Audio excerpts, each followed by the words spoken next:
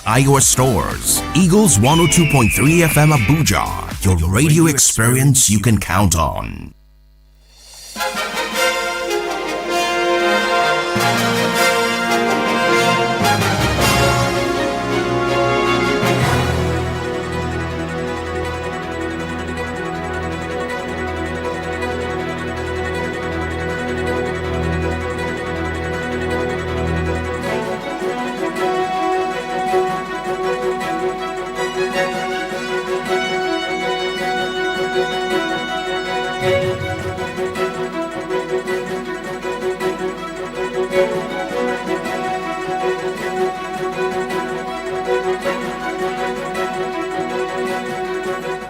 Still engage in the conversation and bringing a discourse into your audiovisual consciousness. 33 minutes gone past the hour of 9, and yes, it's going to be a very smart one. You want to add your voice in the discourse. I mean, amidst all of the challenges and trials that we are facing as a country and as a people, there is a 20 million naira bounty that has been put out there by the Nigeria police, saying that, hey, anybody who has found eyes with or knows any information about how to get and grab, Andrew Wine and Ahims, can come out with that information. And if that information is credible enough and leading to the arrest, well, then you might just be 20 million naira richer. A bounty has been put out there, for the arrest of these ones. And then it brings, to the thought, the fact that the process of bounty placing on heads of persons, is somewhat obsolete. It's not something that is encouraged in this time and age. It is not something that we can indeed begin to throw our weight behind. But some would say that, hey, regardless of whether or not it is something that is acceptable internationally, does it get the job done?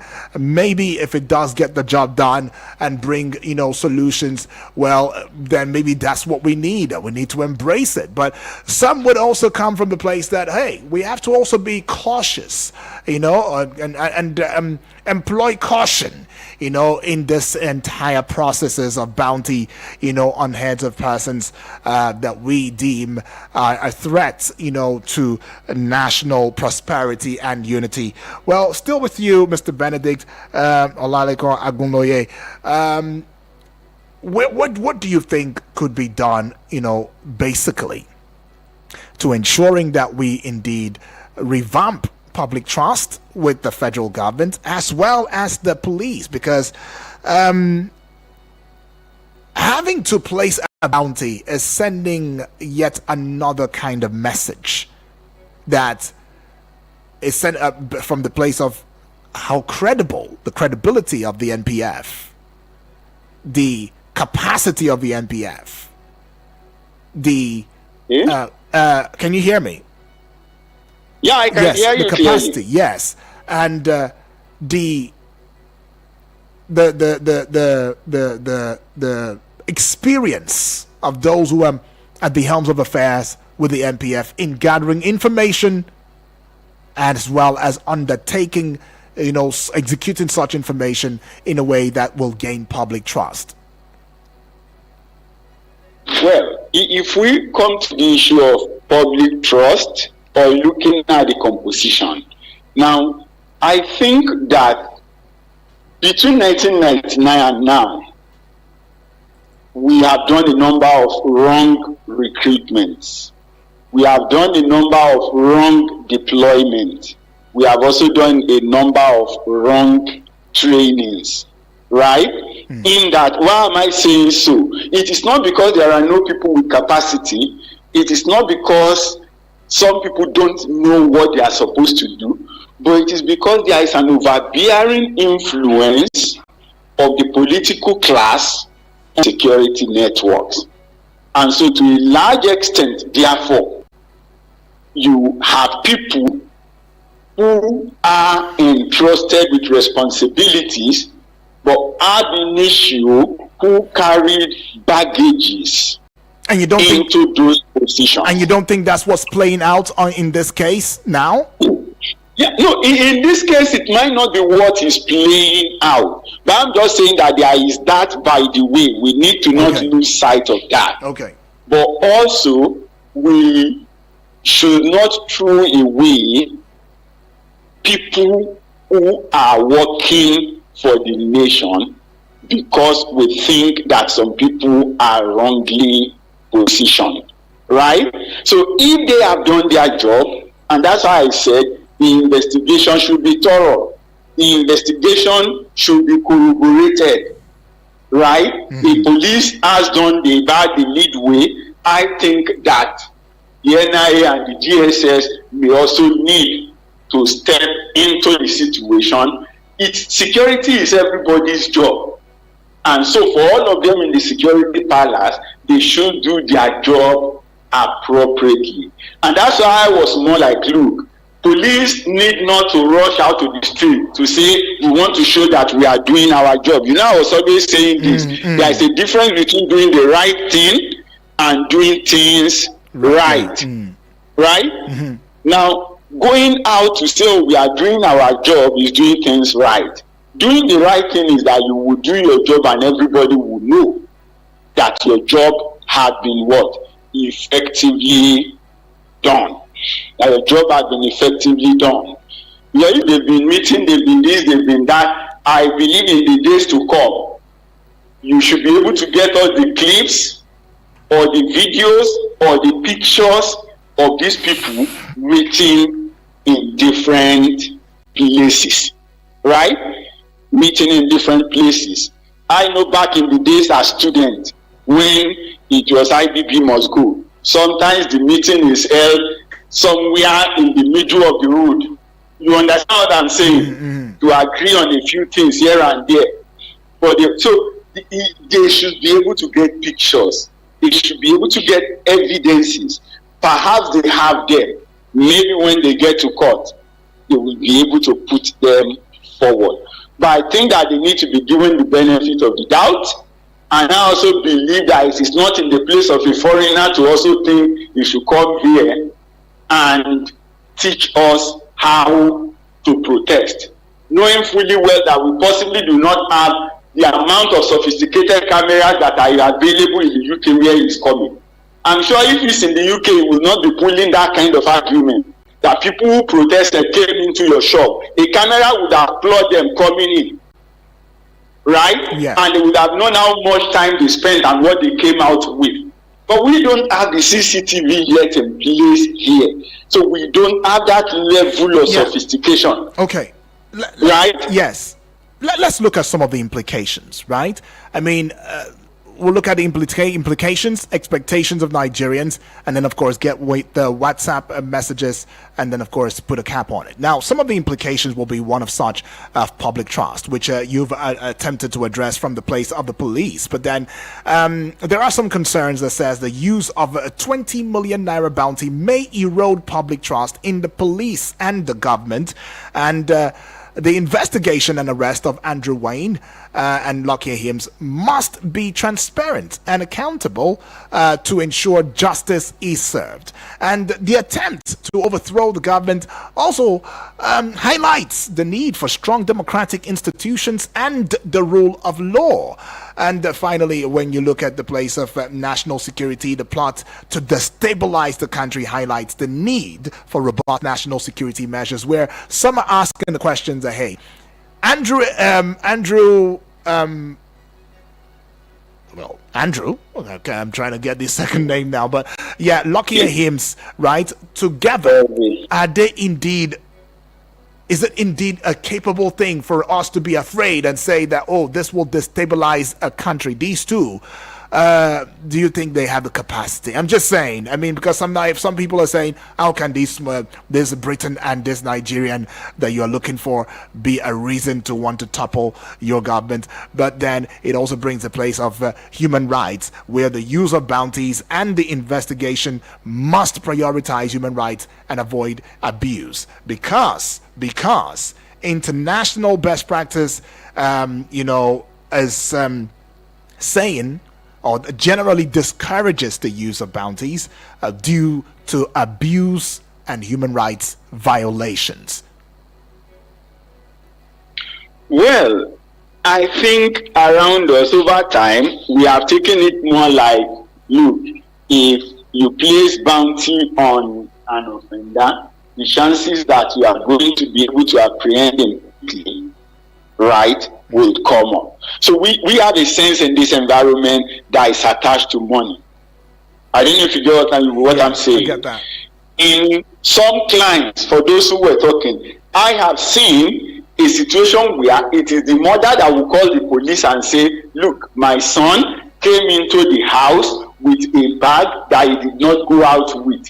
You better come and check. You understand? That is a British mother inviting the police to his son. But I'm sure that the Nigerian mother that will do that are very few, if there are.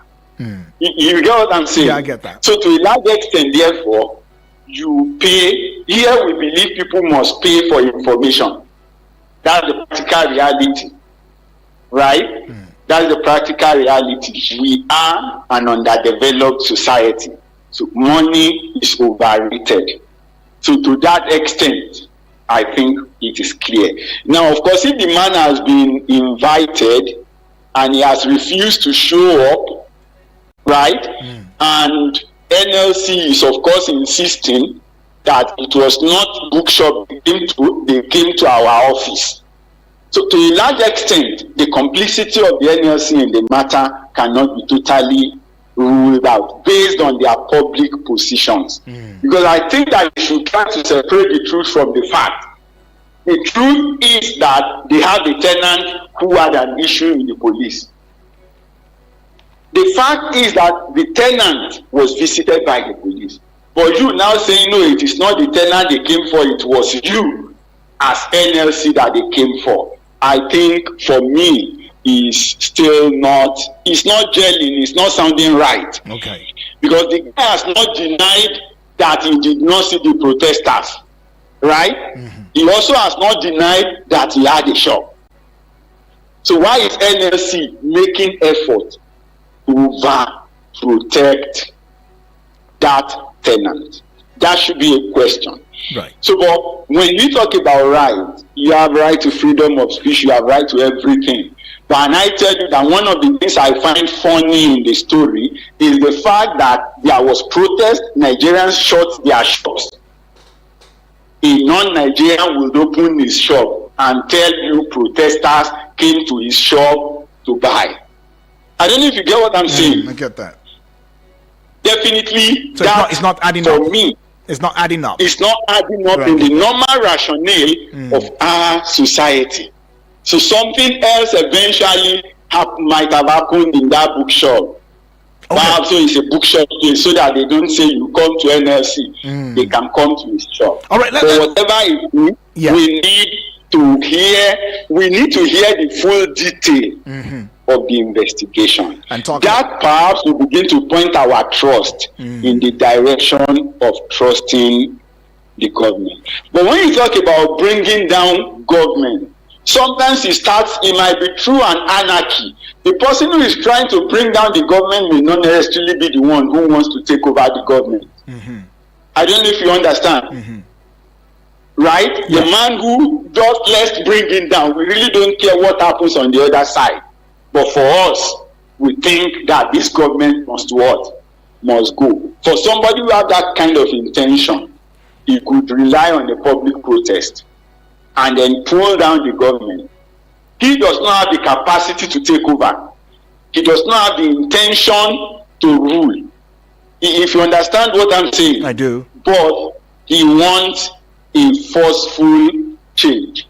And so that could have been possible in the kind of protest that we had. When you see what happened, how can people get on the road in Libya at 10 in the night and say you are protesting? Does it make any sense? On the airport road, the gateway, one of the major gateways to the nation, and then you said you are protesting. So who will see the protester at 10 o'clock? Which camera can capture them correctly? So to who are they protesting? Or is it those who were removing street lights in Kano? How does street lights connect with an hunger protest? Do you know what I'm saying? Street light, how does it connect with hunger protest? Carrying chair in the church, carrying mat in the mosque, removing police signpost.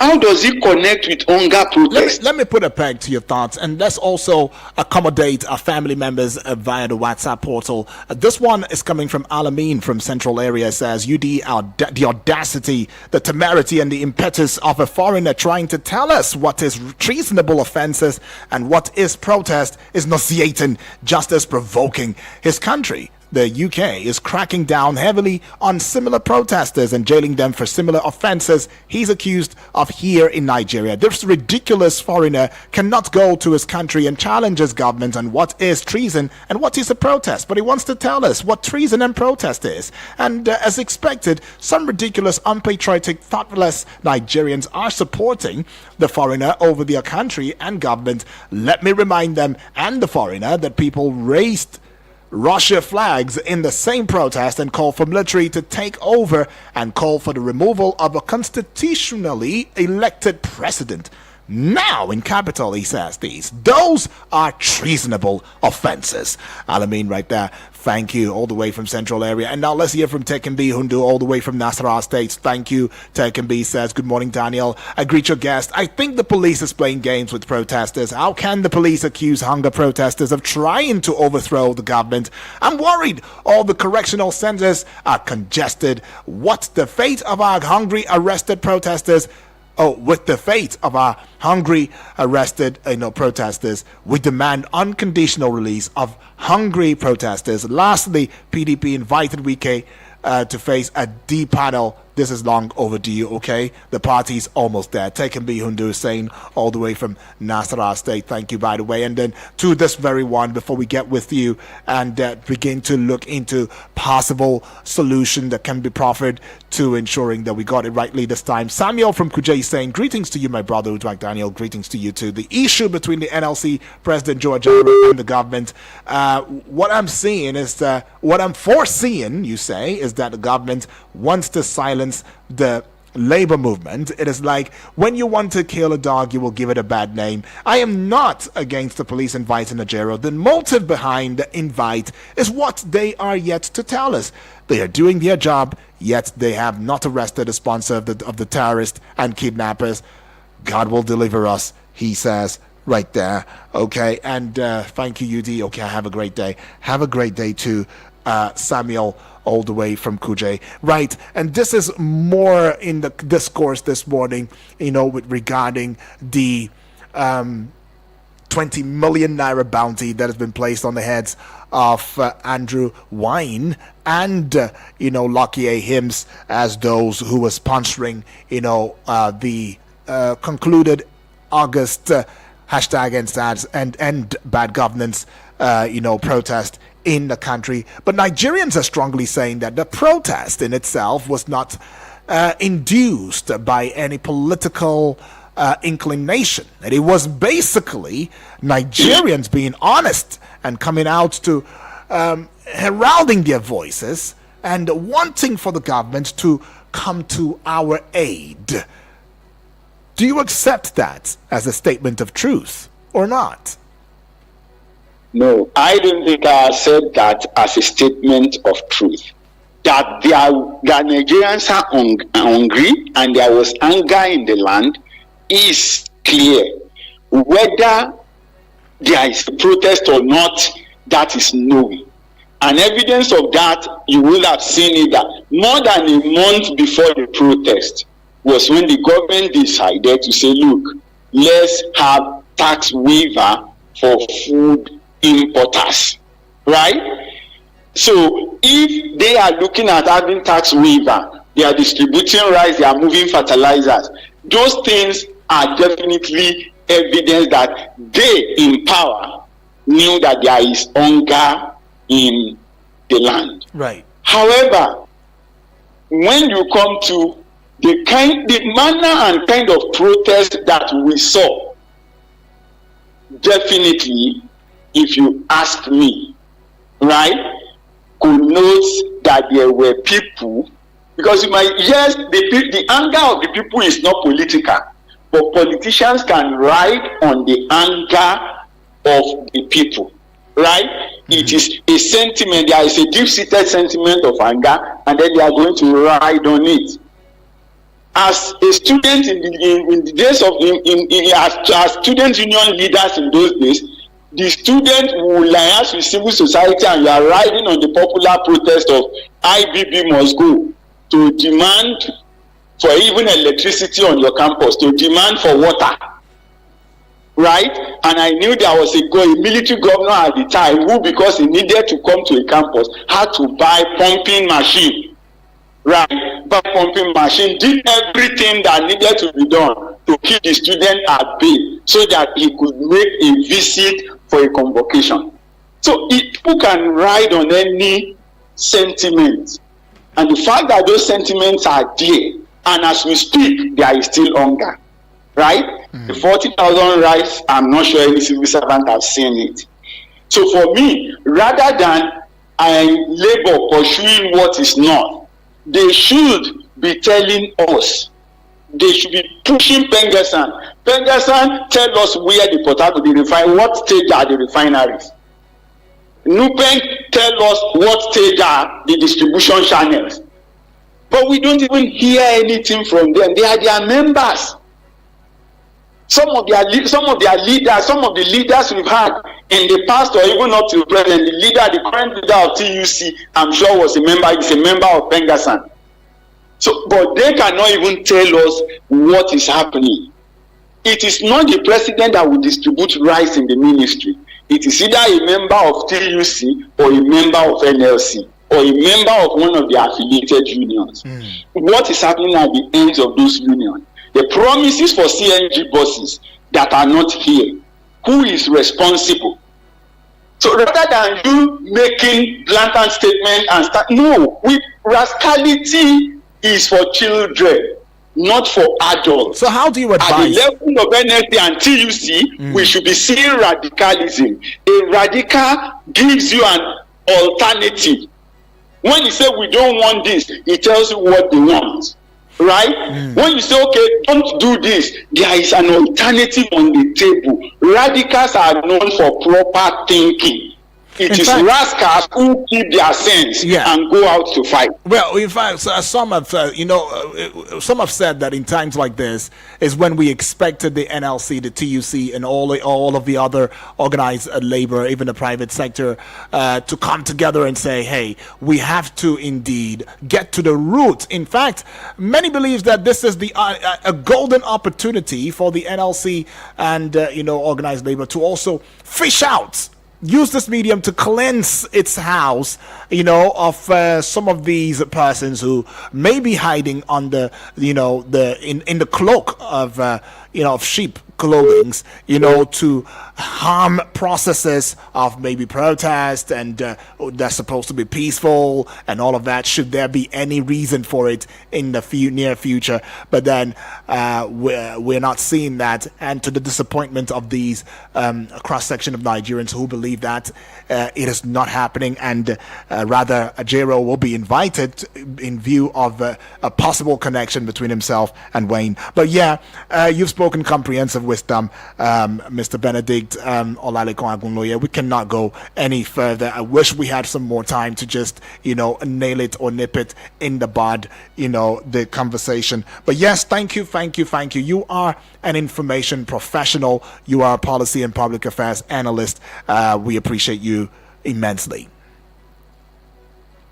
You're welcome. Right. Well, you have a nice day. You too. We really wish that we could go any further, as we had a bit of a constraint with the phone line. That's for the voice call. But yes, tomorrow or before tomorrow, all of that would have been fixed, and we will indeed have a worthy conversation. Please keep engaged in political issues. Please, I'm talking to you, whether male or female. So spread the light, spread the love, and as much as you can, abhor the hate, because hatred, anger, and all of that, they never always lead to a very, very pleasurable ending. My name is Udwak Daniel. Appreciations are still in flowing. Keep in mind that 10 o'clock will be time for the Midday Extra Show. You don't want to miss that. See you tomorrow.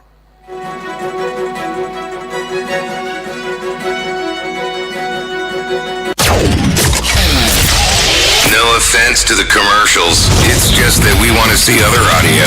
Eagles 102.